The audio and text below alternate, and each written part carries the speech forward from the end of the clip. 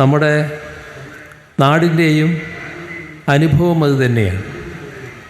എന്നാൽ നവകേരള സൃഷ്ടിക്കായുള്ള പുതുവഴികൾ നാം സ്വീകരിക്കേണ്ടതുണ്ട് എന്ന് ഇതിൻ്റെ ഭാഗമായി തന്നെ കണ്ടു. ആ പുതുവഴികൾ എങ്ങനെയാണ്?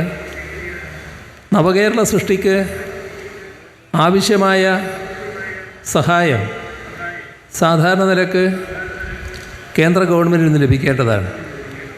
പക്ഷേ അത്തരം സഹായങ്ങൾ നമ്മുടെ മുൻ അനുഭവം വെച്ചാൽ കേന്ദ്ര ഗവൺമെൻറ്റിൽ നിന്ന് ലഭിക്കുമെന്ന് പ്രതീക്ഷിക്കാൻ പറ്റില്ല. ഇപ്പോൾ ഏറ്റവും ന്യായമായ കാര്യങ്ങൾക്കടക്കം സംസ്ഥാനത്തിന് അർഹതപ്പെട്ട കാര്യങ്ങളിൽ വേണ്ട സഹായം വേണ്ട രീതിയിൽ കേന്ദ്രത്തിൽ നിന്ന് ലഭിക്കുന്നില്ല എന്നതാണ് നമ്മുടെ അനുഭവം. നമ്മുടെ വയനാട് ദുരന്തത്തിൻ്റെ കാര്യം, ചൂരൽമല മുണ്ടക്കൈ ദുരന്തം, അതുമായി ബന്ധപ്പെട്ട പ്രശ്നങ്ങൾ എല്ലാവരുടെയും മനസ്സിലുള്ളതാണ്.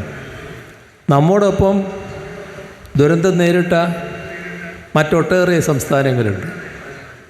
എല്ലാ സംസ്ഥാനങ്ങൾക്കും മറ്റെല്ലാ സംസ്ഥാനങ്ങൾക്കും കേന്ദ്ര സഹായം ലഭിച്ചു. നമുക്ക് മാത്രം സഹായമില്ല. നാം നേരിട്ട ദുരന്തം ഒരു ദുരന്തമായി പരിഗണിക്കാൻ പറ്റാത്ത ഒന്നാണോ? അതല്ല എന്ന് കേന്ദ്ര ഗവൺമെൻറ് തന്നെ വ്യക്തമാക്കിയിട്ടുണ്ട്.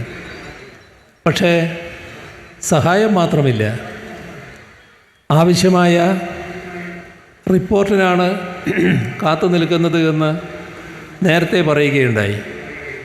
എന്നാൽ ഒരു റിപ്പോർട്ടും ഇല്ലാതെ തന്നെ മറ്റു പല സംസ്ഥാനങ്ങൾക്കും സഹായം നൽകുന്നത് നാം കണ്ടു. ഇവിടെയാണ് വിവേചനം കാണാൻ പറ്റുക.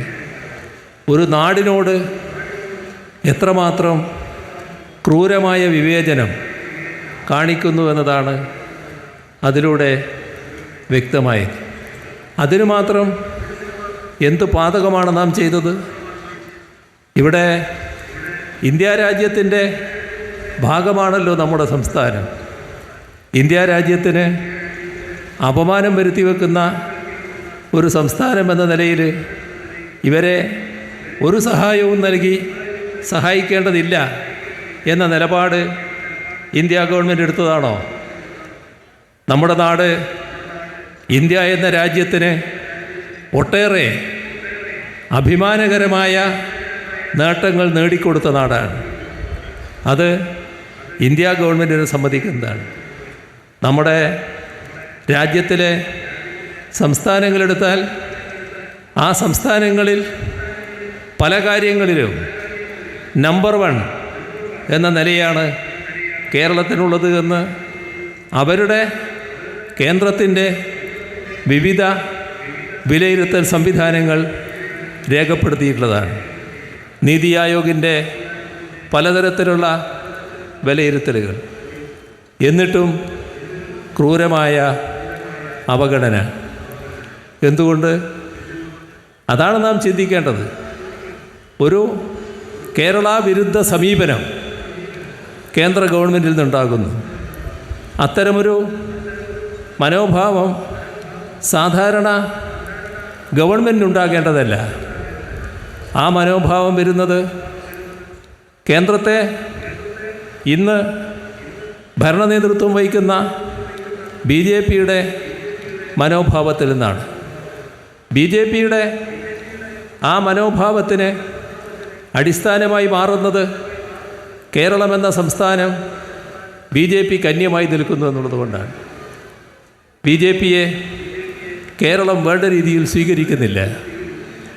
അത് സ്വാഭാവികമായി ഒരു പാർട്ടി എന്ന നിലക്ക് അവർക്ക് നിരാശയുണ്ടാക്കിയിട്ടുണ്ടാകാം. അതിന് കേരളത്തെയും കേരളത്തിലെ ജനങ്ങളെയും ശത്രുക്കളായി കണ്ടുകൊണ്ടുള്ള നിലപാട് സ്വീകരിക്കാൻ പാടുണ്ടോ? നിർഭാഗ്യവശാൽ ആ നിലപാടാണ് ഇവിടെ സ്വീകരിച്ചിട്ടുള്ളത്. ഇതുമാത്രമല്ല, നമ്മുടെ സംസ്ഥാനത്തെ ഈ രീതിയിൽ അവഗണിക്കുമ്പോൾ നമ്മുടെ നാടിൻ്റെ താല്പര്യങ്ങൾ ഉയർത്തിപ്പിടിക്കാൻ ബാധ്യതപ്പെട്ട നമ്മുടെ നാടിൻ്റെ ഭാഗമായ മറ്റൊട്ടേറെ സംവിധാനങ്ങൾ ആ കടമ ശരിയായി നിർവഹിച്ചിട്ടുണ്ടോ? നിർവഹിക്കണ്ടേ? നമ്മളൊരു നാടല്ലേ? ഈ നാടിന് മുന്നോട്ട് പോകണ്ടേ? പ്രതിസന്ധികളുണ്ടാകുമ്പോൾ ആ പ്രതിസന്ധികളിൽ നിന്ന് കരകയറണ്ടേ? അതിനാവശ്യമായ സഹായം കേന്ദ്ര ഗവൺമെൻറ്റിന് നൽകണ്ടേ? കേന്ദ്ര ഗവൺമെൻറ് അതിന് ബാധ്യതയില്ലേ? നിങ്ങൾക്ക് ആ ബാധ്യതയുണ്ട് എന്ന് പറയാൻ കേരളത്തിൻ്റെ ഭാഗമായുള്ള വിവിധ സംവിധാനങ്ങൾ തയ്യാറാകണ്ടേ? തയ്യാറായോ? നാം അനുഭവമുള്ളവരാണല്ലോ. കേരളത്തിലെ നമ്മുടെ നാടിൻ്റെ ഭാഗമായി നിൽക്കുന്ന വ്യത്യസ്ത രാഷ്ട്രീയ പാർട്ടികൾ, പ്രത്യേകിച്ച് പ്രതിപക്ഷത്ത് അണിനിരന്നിട്ടുള്ള രാഷ്ട്രീയ പാർട്ടികൾ എങ്ങനെയാണ് അത്തരം പ്രശ്നങ്ങളോട് സമീപനം സ്വീകരിച്ചത്?